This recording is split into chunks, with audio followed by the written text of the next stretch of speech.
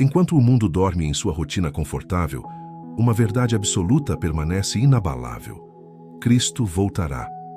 Não como o bebê indefeso de Belém, mas como o Rei dos Reis, em glória e majestade incompreensíveis. E a pergunta que ecoa através dos séculos não é se ele virá, mas quando e mais importante ainda, estou preparado? A resposta dessa pergunta determina não apenas nosso destino eterno, mas a qualidade de nossa existência aqui e agora. O tempo está se esgotando e os sinais estão por toda parte para aqueles que têm olhos para ver. A grande tragédia da igreja moderna não é a perseguição externa, mas a sonolência espiritual interna. Milhões se acomodam em bancos de igreja, cantam louvores com os lábios, mas seus corações estão a quilômetros de distância do altar. Eles confundem frequência religiosa com intimidade com Deus, rituais vazios com transformação genuína. Jesus mesmo alertou sobre isso. Nem todo o que me diz Senhor, Senhor, entrará no reino dos céus.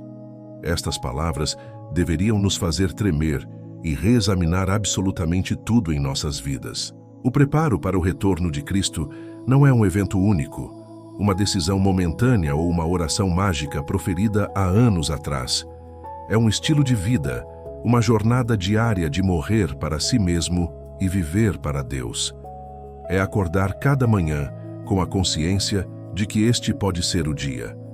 É viver com a eternidade em perspectiva, permitindo que essa realidade transforme cada escolha, cada palavra, cada pensamento. Mas quantos de nós realmente vivemos assim? Quantos permitimos que a urgência do eterno penetre nossa existência temporal?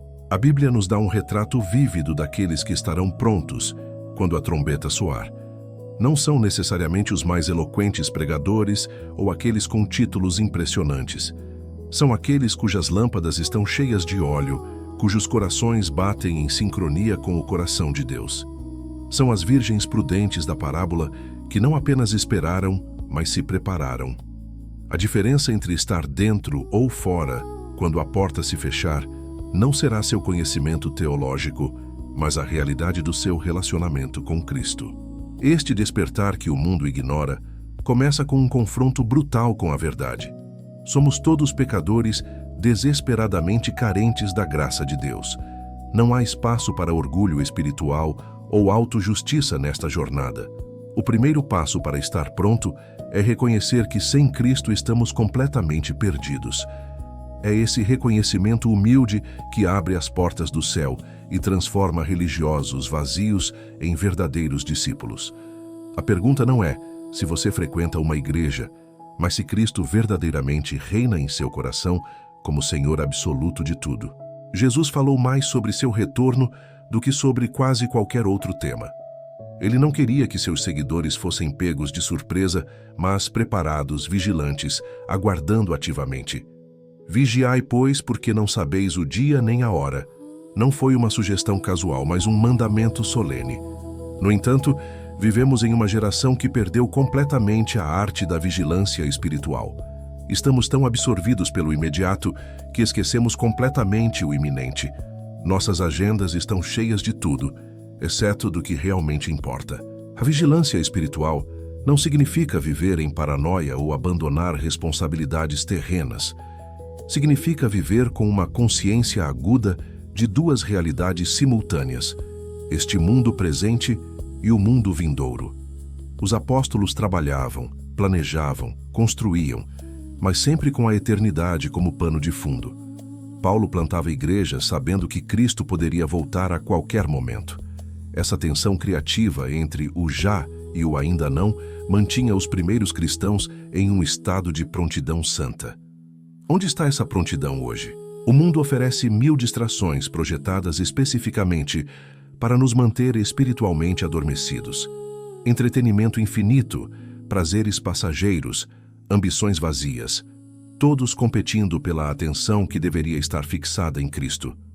Não é pecado trabalhar, descansar ou desfrutar das bênçãos de Deus, mas quando essas coisas consomem nosso coração e sufocam nossa vida espiritual, tornamo-nos como o solo cheio de espinhos na parábola do semeador. A semente da palavra é sufocada pelos cuidados deste mundo. E nossa frutificação morre antes mesmo de começar. A vigilância requer disciplina espiritual intencional. Oração não como ritual religioso, mas como respiração da alma. Leitura da palavra não como obrigação, mas como alimento essencial. Comunhão com outros crentes, não como evento social, mas como fortalecimento mútuo na fé. Essas não são sugestões opcionais para cristãos avançados, mas requisitos básicos para todo aquele que deseja estar pronto. Se negligenciamos essas práticas, nossa vigilância se deteriora, nossa sensibilidade espiritual diminui e nos tornamos vulneráveis ao engano. Os sinais dos tempos estão se cumprindo diante dos nossos olhos com uma velocidade assustadora. Guerras, rumores de guerras, terremotos, fomes, pandemias globais, o Evangelho sendo pregado a todas as nações através da tecnologia moderna. Tudo isso aponta para a proximidade do retorno de Cristo. Mas a vigilância verdadeira não é apenas sobre reconhecer sinais externos, é sobre manter nosso coração puro, nossa fé viva, nossa esperança ardente. É sobre ser encontrado fazendo a vontade de Deus quando Ele aparecer, não escondendo nossos talentos ou vivendo em desobediência deliberada. Sede santos, porque eu sou santo, não é um ideal impossível, mas um chamado divino para todo crente. A santidade que prepara alguém para o retorno de Cristo não é a perfeição sem pecado, mas uma busca apaixonada pela pureza em um mundo corrompido. É a recusa de se conformar com os padrões decadentes desta era e a determinação de viver segundo os padrões do reino de Deus. Hebreus declara sem rodeios: segui a paz com todos e a santificação, sem a qual ninguém verá o Senhor. Esta não é uma opção, mas uma necessidade absoluta. A igreja contemporânea tem diluído perigosamente o conceito de santidade, tornando-o quase irreconhecível. Pregadores populares proclamam uma graça barata que não exige transformação, um evangelho confortável que não confronta o pecado. Mas a verdadeira graça de Deus não apenas perdoa nossos pecados passados, ela nos capacita a viver vidas radicalmente diferentes. Paulo pergunta retoricamente: permaneceremos no pecado para que a graça abunde? De modo nenhum. A graça genuína produz santidade genuína, não serve como desculpa para continuar na impureza. A santidade radical significa separação deliberada do mal em todas as suas formas, não por legalismo religioso, mas por amor a Cristo e desejo de agradá-lo. Significa guardar nossos olhos do que contamina, nossa mente do que corrompe, nosso coração do que entorpece. Significa fazer escolhas difíceis que vão contra a corrente cultural, mesmo quando isso nos torna estranhos aos olhos do mundo. Jesus nos chamou para sermos sal e luz, e ambos elementos se destacam precisamente por serem diferentes de seu ambiente. Esta jornada de santificação não acontece por força humana ou determinação da carne. É o Espírito Santo trabalhando em nós, moldando-nos à imagem de Cristo. Nossa parte é cooperar com essa obra divina, não resistir a ela. Significa confessar pecados rapidamente, arrepender-se genuinamente e buscar continuamente a transformação. Significa permitir que a palavra de Deus penetre as áreas mais profundas e escondidas de nossa vida, expondo o que precisa ser mudado. É doloroso, mas essencial. A santidade também se manifesta em como tratamos os outros. Perdão radical para aqueles que nos ofendem, amor sacrificial mesmo por nossos inimigos, generosidade sem esperar retorno, humildade genuína que considera os outros superiores a nós mesmos.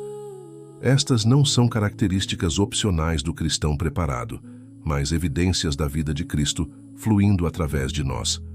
Quando ele voltar, não procurará por pessoas perfeitas, mas por aqueles que se esforçaram sinceramente para viver de maneira digna do Evangelho. Jesus profetizou que nos últimos dias o amor de muitos esfriará. Olhe ao redor e você verá essa profecia se cumprindo com precisão alarmante. Igrejas cheias de pessoas que conhecem doutrinas, mas perderam a paixão. crentes que defendem a verdade, mas esqueceram a compaixão. Uma geração que sabe sobre Deus, mas não conhece intimamente a Deus. O termômetro espiritual está caindo perigosamente e poucos parecem perceber ou se importar. Este esfriamento gradual é talvez o sinal mais perigoso de todos. O primeiro amor, aquela devoção ardente e apaixonada por Cristo que marcou sua conversão, tem um inimigo silencioso: o tempo. Não o tempo em si, mas o que permitimos que aconteça com o passar do tempo. A familiaridade pode gerar complacência. Os milagres se tornam comuns. As bênçãos são dadas como certas. A presença de Deus se torna rotina. Lentamente, imperceptivelmente, o fogo diminui para brasas fracas e então para cinzas frias. A tragédia é que muitos nem percebem que seu coração espiritual parou de bater com a intensidade que um dia teve. Recuperar e manter o primeiro amor não é nostalgia sentimental, mas questão de vida ou morte espiritual. A igreja de Éfeso tinha doutrina sã, discernimento aguçado e perseverança admirável, mas Jesus tinha algo contra ela. Havia abandonado seu primeiro amor, e a prescrição divina foi clara: lembra-te de onde caíste, arrepende-te e volta à prática das primeiras obras. Não é suficiente lembrar como as coisas eram. Devemos retornar ativamente àquela intimidade ardente com Cristo que caracterizou nossos primeiros dias. Este amor renovado se manifesta em prioridades restauradas. Tempo de qualidade na presença de Deus, não como obrigação, mas como desejo. Adoração que brota do coração, não apenas dos lábios. Serviço motivado por gratidão, não por obrigação. Quando o amor por Cristo arde genuinamente, ele transforma tudo. Sua palavra se torna doce como mel. Sua presença se torna mais preciosa que ouro. Obedecer-lhe não é fardo, mas prazer. Este é o amor que nos prepara para encontrá-lo face a face. O amor também se expressa em paixão pelas almas perdidas. Um coração preparado para o retorno de Cristo não pode ser indiferente ao destino eterno daqueles ao redor. Se realmente acreditamos que Jesus está voltando, se verdadeiramente entendemos o que está em jogo, como podemos permanecer silenciosos? O amor que não esfriou compele a evangelização, motiva a intercessão e impulsiona ao sacrifício pelo bem dos outros. Este amor urgente e ativo é uma marca inconfundível daqueles que estão verdadeiramente preparados. Estamos em guerra, quer reconheçamos ou não. Uma batalha cósmica entre o reino da luz e as forças das trevas, e cada um de nós está no campo de batalha. Paulo adverte claramente: nossa luta não é contra carne e sangue, mas contra principados, potestades, dominadores deste mundo tenebroso e forças espirituais da maldade. Ignorar esta realidade não nos protege, apenas nos torna vítimas fáceis. O inimigo está mais ativo do que nunca nestes últimos dias, sabendo que seu tempo é curto. Satanás tem uma estratégia específica para impedir os crentes de estarem preparados para o retorno de Cristo. Ele não precisa fazer você negar a fé abertamente. Basta mantê-lo espiritualmente adormecido, distraído e ineficaz. Através de mentiras sutis, tentações graduais e compromissos pequenos, ele desvia crentes sinceros do caminho estreito. Ele transforma guerreiros em espectadores, intercessores em consumidores religiosos. E muitos nem percebem que foram neutralizados espiritualmente. A armadura de Deus descrita em Efésios não é metáfora poética, mas equipamento espiritual essencial para a sobrevivência. Verdade que nos protege do engano.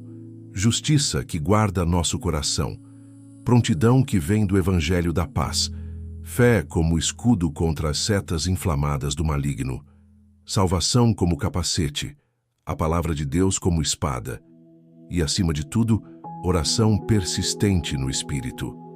Cristãos despreparados são aqueles que tentam lutar esta batalha sem esta armadura, usando métodos carnais contra inimigos espirituais. O campo de batalha primário é nossa mente. É ali que o inimigo planta dúvidas sobre a fidelidade de Deus, acusações sobre nossa indignidade, tentações disfarçadas de liberdade e desânimo mascarado como realismo. Controlar nossos pensamentos não é opcional, é essencial. Paulo nos instrui a levar cativo todo pensamento à obediência de Cristo. Cada fortaleza mental que o inimigo construiu em nossa vida deve ser demolida pelo poder da verdade de Deus. Esta é uma batalha diária que requer vigilância constante. Mas não lutamos sozinhos ou em nossas próprias forças. O mesmo poder que ressuscitou Jesus dos mortos está disponível para nós. Anjos acampam ao redor daqueles que temem a Deus. O Espírito Santo intercede por nós com gemidos inexprimíveis, e Cristo mesmo vive para sempre intercedendo por seus santos. A vitória já foi conquistada no Calvário. Nossa parte é permanecer firmes, apropriando-nos dessa vitória através da fé. Aqueles que estão preparados para seu retorno são guerreiros espirituais ativos, não vítimas passivas. C.S. Lewis escreveu que se você ler história, descobrirá que os cristãos que mais fizeram pelo mundo presente foram precisamente aqueles que pensaram mais sobre o próximo. Viver com a eternidade em perspectiva não nos torna menos relevantes para esta vida. Nos torna infinitamente mais eficazes, porque quando você sabe que este mundo não é seu lar final, você para de investir sua alma em coisas que não durarão. Você começa a viver para o que realmente importa. A eternidade muda tudo. Muda como você gasta seu dinheiro, porque você entende que onde estiver o teu tesouro, aí estará também o teu coração. Muda como você usa seu tempo, porque você percebe que cada momento é uma oportunidade para construir tesouros no céu ou desperdiçar sua vida no temporal. Muda como você trata as pessoas, porque você vê cada alma através da lente da eternidade, destinos eternos sendo decididos. Esta perspectiva não é escapismo, é realismo supremo. A parábola dos talentos revela uma verdade solene. Seremos responsabilizados por como usamos o que Deus nos confiou. Tempo, recursos, dons, oportunidades. Tudo isso será examinado quando Cristo voltar. A pergunta não será quanto você acumulou, mas quanto você investiu no reino. Não será quão famoso você se tornou, mas quão fiel você foi. Não será sobre seus sucessos aos olhos do mundo, mas sobre sua obediência ao chamado de Deus. Este julgamento do tribunal de Cristo deveria influenciar cada decisão que tomamos hoje. Duas destinações eternas aguardam a humanidade, e ambas são igualmente reais e permanentes. O céu, onde não haverá mais lágrimas, dor ou morte, onde estaremos para sempre na presença de Deus em alegria inexprimível. E o inferno, separação eterna de Deus, tormento que nunca termina, arrependimento que nunca traz alívio. Estas não são metáforas ou exageros. São realidades futuras tão certas quanto o nascer do sol. E onde passamos a eternidade depende de nossa resposta a Jesus Cristo nesta vida. O chamado final é simples, mas urgente. Examine seu coração hoje, não amanhã, não na próxima semana, mas agora. Você está verdadeiramente preparado para encontrar Cristo? Se ele voltasse neste momento, você ouviria: "Bem está, servo bom e fiel", ou "Nunca vos conheci". Não se engane. Professar fé não é o mesmo que possuir fé. Conhecer sobre Jesus não é o mesmo que conhecer Jesus. E estar na igreja não garante que você estará com Cristo. O preparo que o mundo ignora exige uma resposta pessoal, radical e transformadora ao Evangelho. A porta ainda está aberta, mas não permanecerá assim para sempre. Cristo está voltando. A questão que determina seu destino eterno é: você está pronto?